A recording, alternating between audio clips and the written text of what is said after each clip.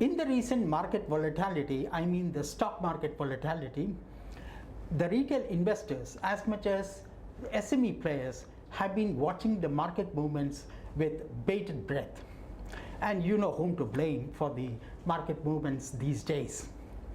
Stock market movements actually reflect on the entire growth cycle, right from pre-production planning to construction, production, sales and marketing, and after sales. Today we have a very special guest to discuss these interesting aspects of business, especially in real estate.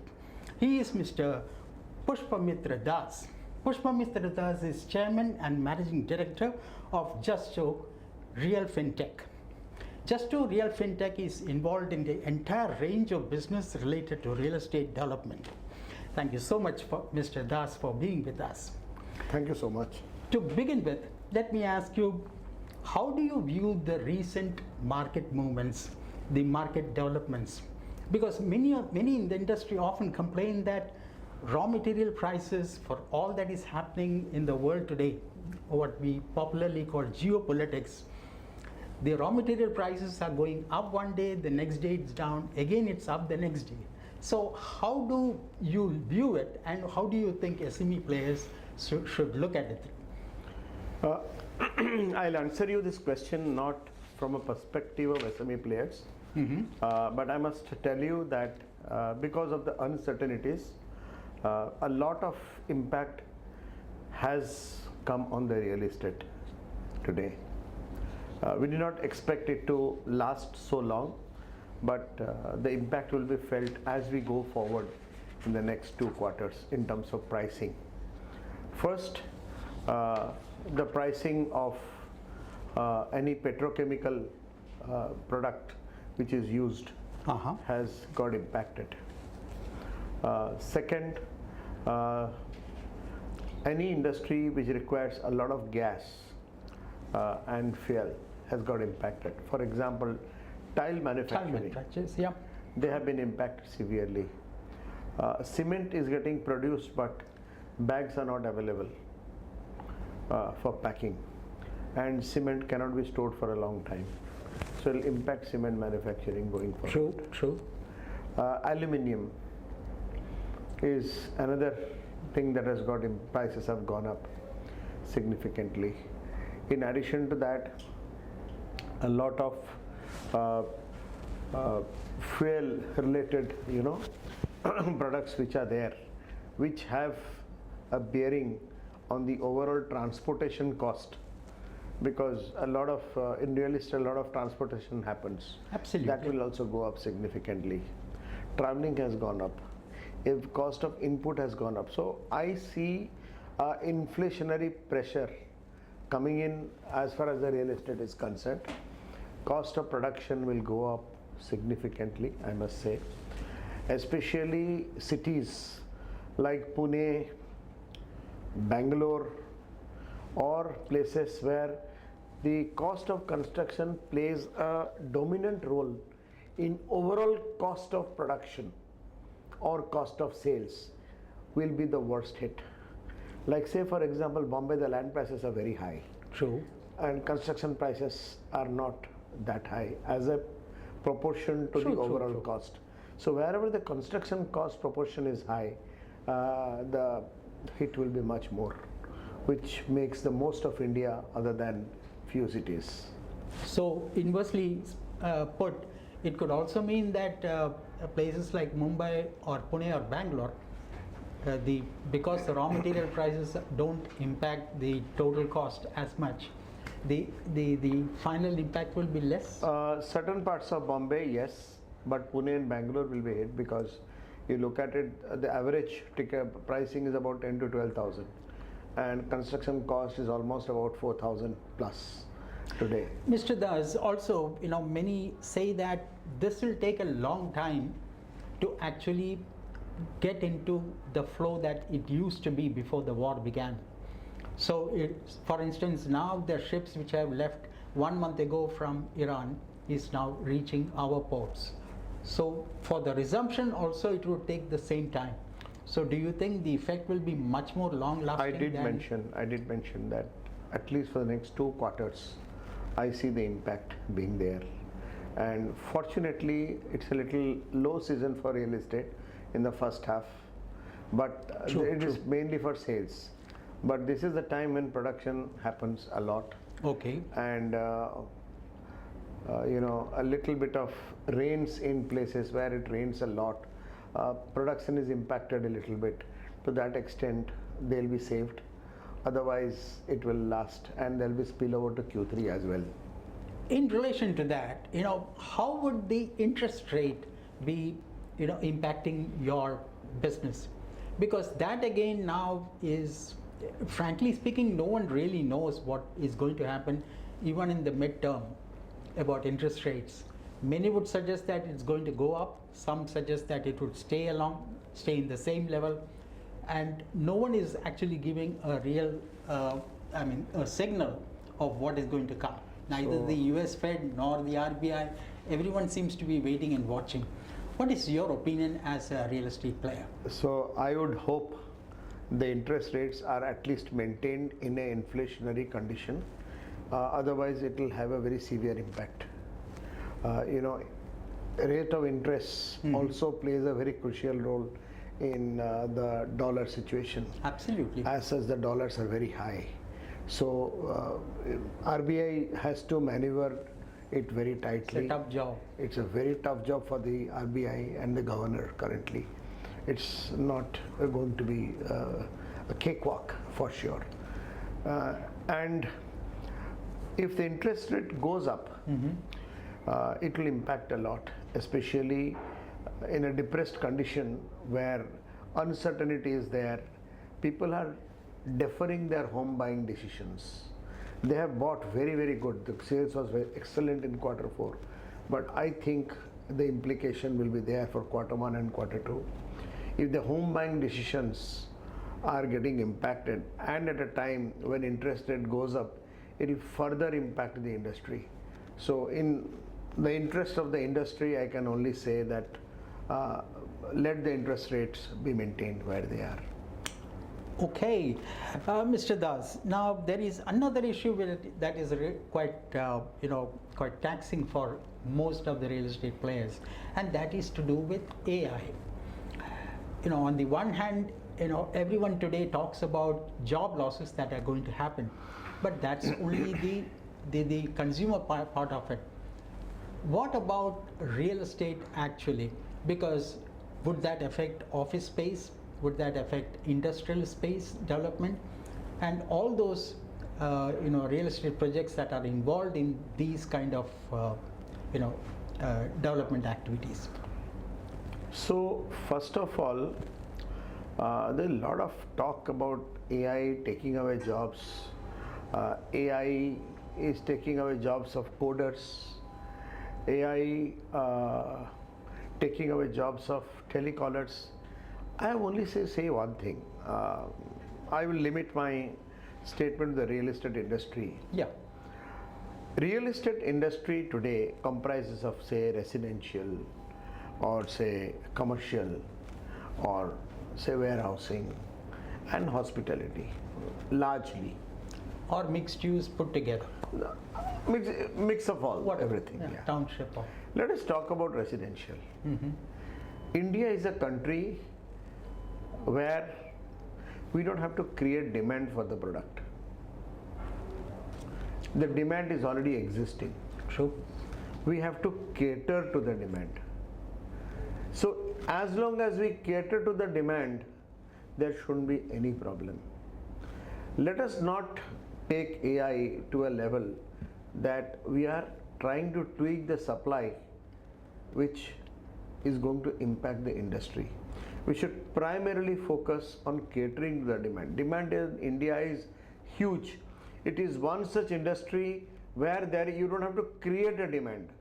You think of any other industry where you have to, if there is an existing demand. I said very few. So I think as long as real estate is concerned, the demand is already existing. In the space of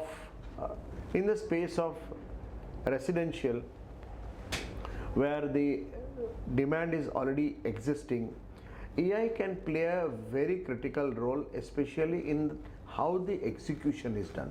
Okay. Not as far as the demand is concerned. Okay. For example, we have implemented AI in the selling process, Okay. where we are calling up customers. We are using AI to sell bulk messages. So we are able to reach out to the customers faster. The execution time has become short. And the execution time has become short because there is no manual intervention. So what happens is we are able to get much more walk-ins faster. That's one thing that's happening in AI. Second, I'll get to the construction part a little later. In overall sales and marketing, how you do the projection of the project that we are doing, be it the creatives part, do it the walkthrough part. You know, the overall time it was taking about 1 month to do something has come down to about Absolutely 7 days right. time. So the compression of time has actually reduced cost, Okay.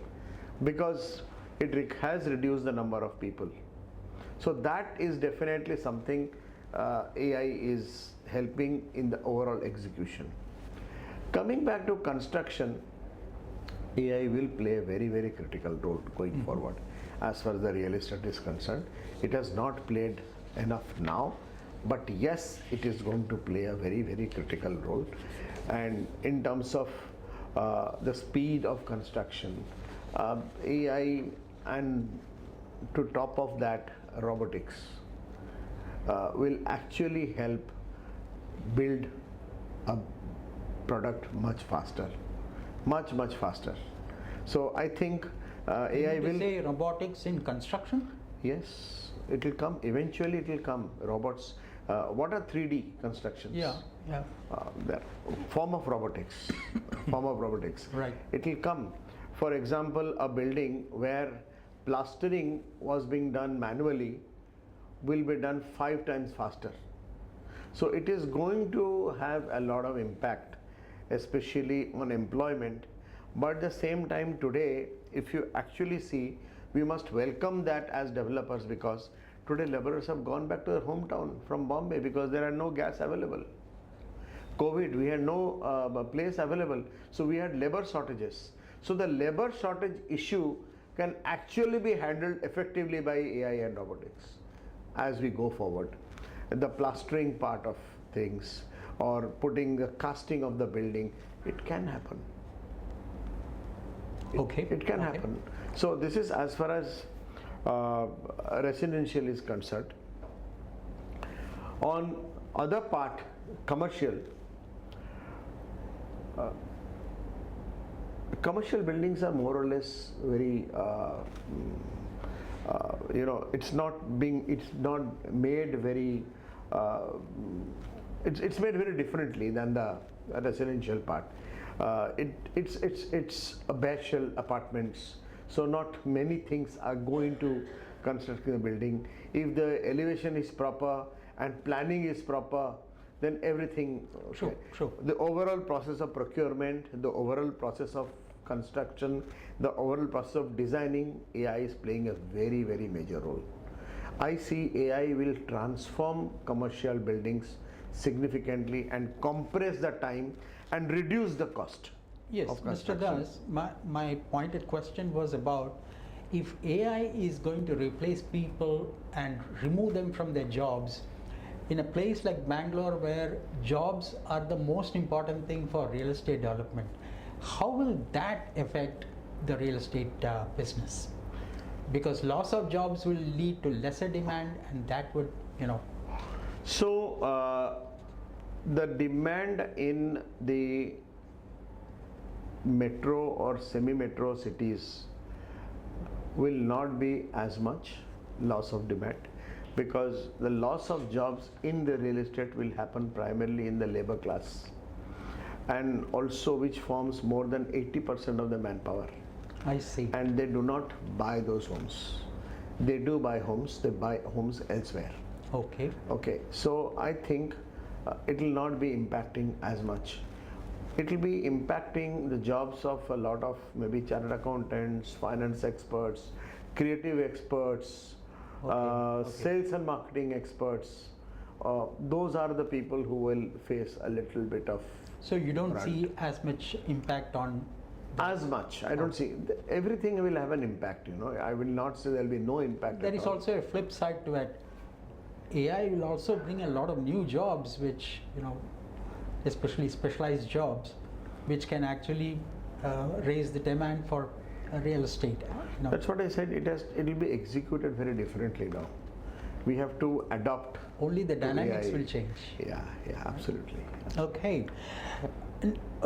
And what about, in particular, what about the rising, raw material cost? Do you have anything to say? How should real estate developers look at it?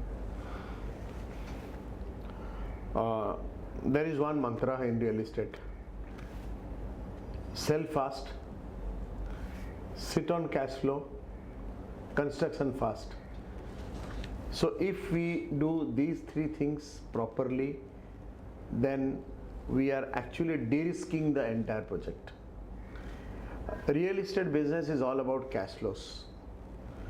We should always sell fast in such a manner that the cash flows are not delayed. We should not sit in anticipation that I will get a better price when the construction will move up earlier. Sir, it's a misnomer. I will tell you so many buildings which are already made, they are not selling. Because customers say, asking this question, why have they not sold? Is there any problem? That's the first question people are asking in a fairly larger amount.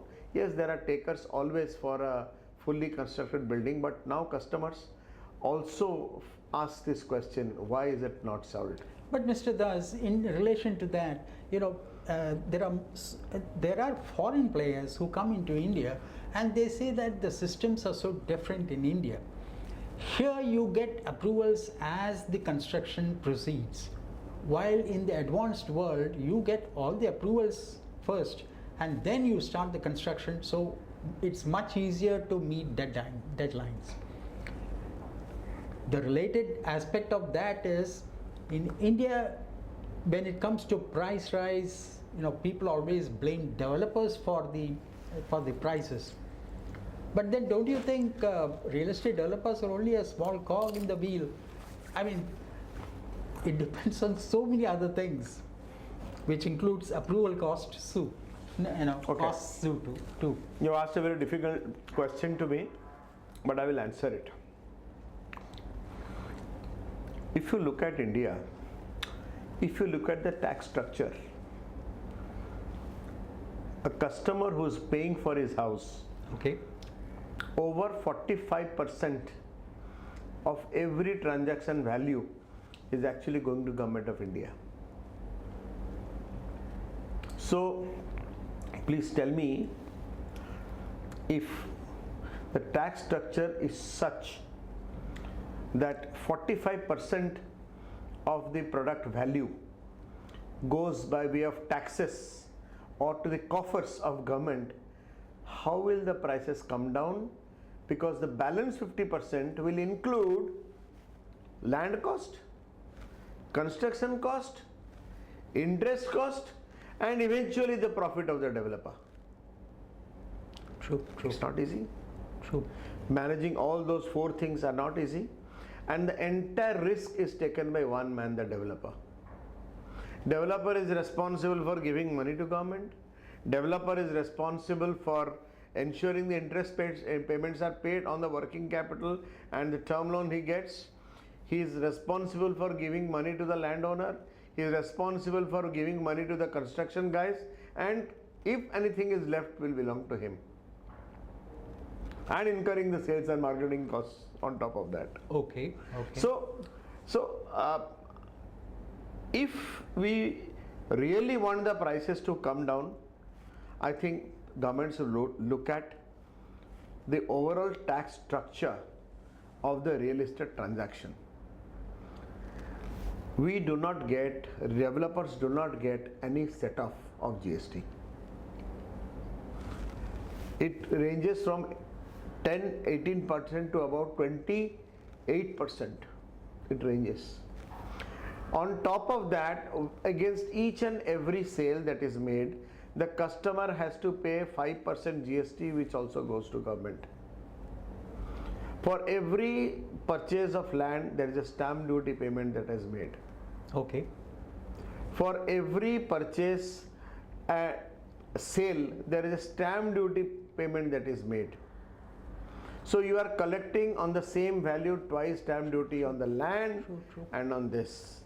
You are collecting GST twice, once on the purchase input cost and also on selling. This is the only commodity which government tries to maximize the return of money. How will the prices come down? People ask me this question, why are affordable developers not doing well? Affordable has become unaffordable for the developer. To make affordable homes is become an unaffordable business completely. Of course, there are some tax benefits available to the affordable sector, but it's not enough. What do you think should the government do? According to you, what should be the best solution which will be a win-win situation for both in revenue collection as well as real estate development? We always, as an industry body, the real estate developers always give a list of demands to the ministry, but nothing comes out very clearly. I think people should understand that real estate contributes significantly to this country. It is one, and it has still not got an industry status for whatever reasons. Most importantly, is one of the biggest job creator. Nothing like real estate. Sir, understand one thing. Even from the banking sector, if a bank lends 100 rupees to a manufacturing company, the money is lent towards getting land, plant and machinery, and working capital. Yes, it improves the overall employability of the local area and other things. Okay. What happens if the industry is not doing well? Can the bank recover its money? What will the bank get out of old plant and machinery, second-hand plant and machinery? The write-offs are much higher.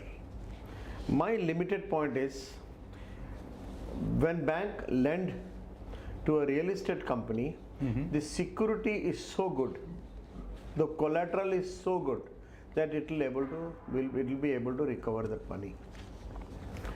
I don't want to get into why some banks have got into a situation where they are not able to recover from real estate companies. It is very well known, so it's a very controversial topic. Okay. Is that so? Yeah, it's a controversial topic. I would disagree on that. Why? Because EMI payments are considered, especially from the middle class, is to be the most secure receivables. I'm saying something else. So construction finance that has been given. Okay. There are various ways of financing. I was coming to that. Okay. EMI.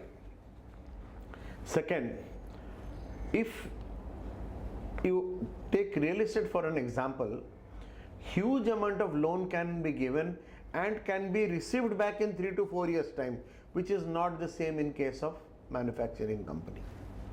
Third, if you fund the real estate company money towards construction, eventually the entire money gets translated to EMIs over a period of 20 years, which is not the case with a manufacturing company. So my limited point is, when it comes to financing real estate, banks have to look at very differently. They have to look at that this is definitely an industry class, an asset class, which has to be financed better than many manufacturing companies as well. Unfortunately, banks do not, for whatever reasons, have that viewpoint. So I have been talking about this to every banker that I meet, every chairman of the bank I meet, I do speak to them about it, but they have their own limitations because But there's a what is guideline. their response to it? Because this is not the first time I'm hearing this. A lot of real estate players say the same thing, say these things in conferences.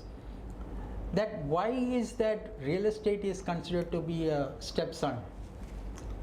Why is it not? It should be actually be considered to be, Absolutely.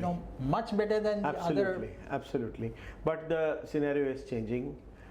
They had a particular view about the developers, but the quality of developers is undergoing a change.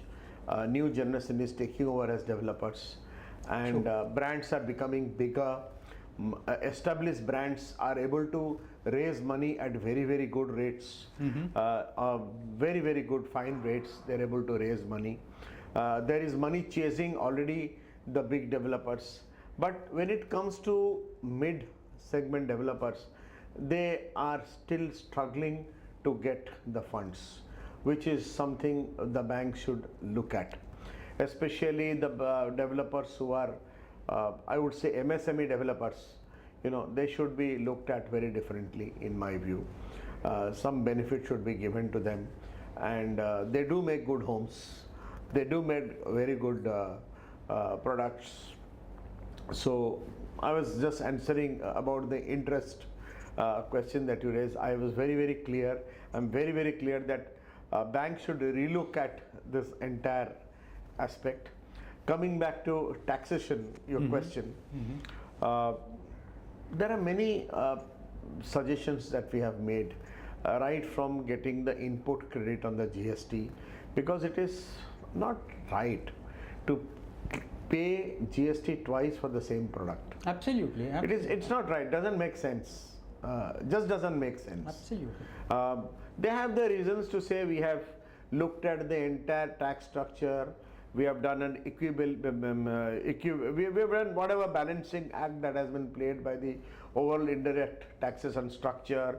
We have done away with basic customs duty. We have done away with excise duty. We've done away with CFC countervailing duty. All those things are fine, but ultimately it's not right.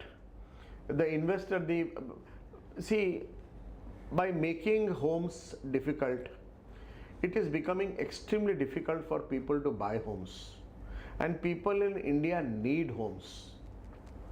There is a huge demand and supply gap in this country. Mr. Das, Gen Z has given up on buying homes altogether, and this has even been stated by, I guess, the finance minister herself. She said that Gen Z doesn't want to buy cars, they don't want to buy homes. Why? Because the prices are out of their reach. It's as simple as that. So Gen Z do not want to take risk. The risk, taking a loan is a risk. They want shortcuts. They want everything on a platter. Gen Z are not able to spend that kind of money on things they need the most later. That's not the right decision making, I feel, because they've chosen the easier way out. So it's not going to work. There will be a change, a welcoming change very soon. But having said that, we see a lot of younger people buying homes. A typical Gen Z we are seeing in Bombay and Pune and Bangalore and Delhi, that is different than the rest of Gen Z which are there in the entire country. There is a big difference in Gen Z itself. Their profile itself, isn't it? The issue is a lot of digitization has impacted their minds to a large extent. Uncontrolled and unbridled exposure to digitization is also not good. I'm a little conservative person that way, but I think this should rather be controlled. But Gen Z buys homes. We at Justo, we sell homes in the range of 70 lakhs to 3.5 crores, and especially the homes, our average ticket size is almost about 1 crore of rupees, and we have realized that more than 50% of the buyers are first time buyers, 40% are first time buyers. And even the age of home loan seekers have actually constantly come down. Yes, right? In the last 20, yes, 25 it is years. coming. People have realized that it's a good asset class to be had, and it gives a lot of security to a couple, especially if you have a house, you can get a spouse faster, is what people say in Maharashtra. Everywhere. I guess Mr. Kanhaiya Kumar once said the same thing. So a spouse prefers, or a lady prefers a boy who has a home. So it is a norm. I'm sure in matrimonial ads you will get that, So it's a very, and in India, real estate is an emotional asset. Real estate and gold are both emotional assets more than anything else. Most of all, it's a security. So, yeah. And there is no social security system in this country. So that's why these two classes of assets are looked at as emotional assets, which give a lot of security. Absolutely. And since the demand for homes is high in India, and there is a constant supply gap, the prices of homes are also going up. So at any point of time you want to repay your loan, you are in a position to repay the loan. Although people take the loan for 20 years, but you must be knowing that no one keeps the loan for 20 years. In about 7 to 8, 9 years, all loans are repaid, and the house becomes free to a person, and they go scouting for the next home, because it's a matter of statement for the spouse that my husband has 2 homes. So being an emotional asset. So 2 houses are good, not 2 homes, 2 houses. Please, I stand corrected. That's a very dangerous statement. Sir, tell us about the things that your company is really good at. For instance, construction delays often originate from financial planning gaps. How should, in your experience, as your company actually gives expert advice on these two, how should companies, real estate developers, manage this? Okay. When we take up a project for selling, I make it a point to tell the developer very clearly, we will sell the goods in a manner where we will define the cash flow of the project. And what do you mean by cash flow of the project is, we will provide the cash flow in a manner that your construction does not stop. Homes will be made available to the customers who have bought the homes. Because if you do not plan properly and cash flow goes for a toss, it becomes very difficult for the developer and the customers and overall system, people who have relied on the entire system. And in this industry of making homes, 45% of the money comes at the plinth level, which basically means by the time you touch the final slab, you have received 90% of the funds. And your construction cost actually goes up once you complete the 70%, because the cost of construction is almost about 11 to 1800 rupees, 2000 rupees max when it comes to the final slab, depending on the number of floors. But the rest 50% cost is finishing cost. So you have to be very, very judicious, careful, and plan for your cash flows in such a manner that money is made available for construction first. Thanks to RERA, it has happened. To a large extent it has happened. I'm not saying 100%, but to a large extent it has happened. And a lot of people have made a difference, especially Maharera. Unlike Herrera, which is not very effectively implemented in certain states, because Herrera is still a state level, function. But Maharera has definitely played a very, very critical role in streamlining this, where entire... Is it because Maharera insists on deadlines? Maharera is fairly stricter compared to the other RERAs, which are other states have given a little bit of leeway, which is not right in my view. And the overall documentation, scrutinization, which is done before a project is approved by RERA, is far superior than the rest of the states, is what I have generally seen. One or two states where we are operating, we have seen that, if this is the project, it will never get passed through Maharera. We knew that, So what we do is we decide the sizing and pricing, and we define the cash flow. Based on the cash flow, we decide the sales strategy. So how much of money is required for construction and other expenses will determine how much of collection I have to make. Based on how much of expenditure is required for construction and other things, I will decide how much of collection is to be made.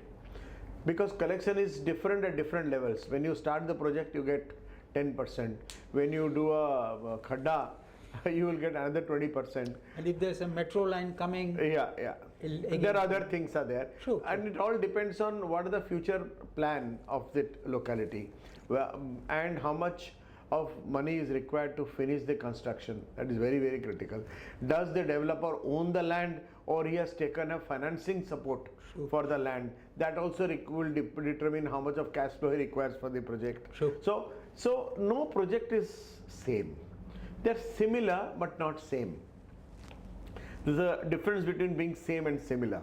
70-80% things are similar, but every project has its unique requirement of cash flow. Based on the unique requirement of cash flow, we determine how much should be collected. Based on how much should be collected, we decide how much should be sold when. So that's how we make the sales strategy. Based on how much should be sold when, we decide whether we sell the higher floor first and lower floor later, or approved inventory only can be sold. So till what extent the developer has taken the approval, or to what extent even the developer should take the approval, that also we discuss at the initial stage. And in a larger project, that would also mean how you make a difference in phases of project development? Absolutely, sir. We are working very closely with a developer who is making about 2,000 units. So each building is about 250-300 units. So in effect, what happens, we tell the developer what is to be done, what is not to be done. Whether you should do one building now or two buildings now, you should take RERA of each and every building now, or take RERA of all the buildings together. So he was supposed to take RERA of all the buildings together. I said, don't do it. Because what happens? There has to be one completion date, which means your building 1 will be completed immediately, and building 8 will be completed after 4 years, and you have the same RERA number. So when the customer comes, he sees that building number 1 is getting over in 24, but you are mentioning 28. Why? So what reply do I give? I'm not going to wait for 4 more years for paying money now. It costs me money, because eventually interest is paid by the customer. So these are, there are a lot of bits and pieces of tidbits, I would say, in this part of the business. Yeah, it's not very, it's a very simple business actually. If you ask me, it's a very simple business. We try to complicate it. It's a very simple business. Think simple, think implementable, and don't change your plan. The worst thing I say the developer every time, don't replan, please plan. If you decide that baad mein dekh lenge, which means you are not making a firm opinion now. If you don't make a firm opinion now, none of your opinions, none of your plans will be perfect. Because you are always leaving a scope to replan. Don't do that. It's good to replan. If you come to a situation where you can't go forward, replan. But don't do it. You know what happens is Hindi में बोलते हैं चाल बिगड़ जाता है, वो चाल effect हो जाता है. Because what we do now, what steps we take now, you will get benefit after 3 months. Now after 3 months he says, no, now that the sales have happened, I will stop the sales. I said, don't do it. Don't do it. No, we will not sell this, we will do it. I said, don't do it. You decide now. That is why I am telling you, tell me how much of money you require for your cash flows. I will provide that money to you by sales.